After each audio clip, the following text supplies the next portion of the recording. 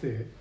ఐబొమ్మ రవిని అరెస్ట్ చేసిన తర్వాత పోలీసు వారు ప్రెస్ మీట్ పెట్టి సినీ ఇండస్ట్రీ పెద్దల్ని పిలవడం వల్లనే ఈ రాద్యంతం అంతా పెరిగింది.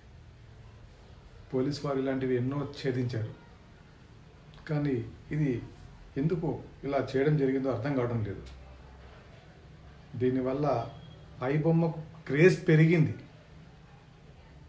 సజ్జనార గారు పైరసీ చూస్తే అరెస్ట్ చేస్తాము, ఇలాంటి వారిని అరెస్ట్ చేస్తామని ఎన్నో చెప్పినా కూడా ఆయనకి ఇంకింత క్రేజ్ డే బై డే పెరుగుతూనే ఉంది.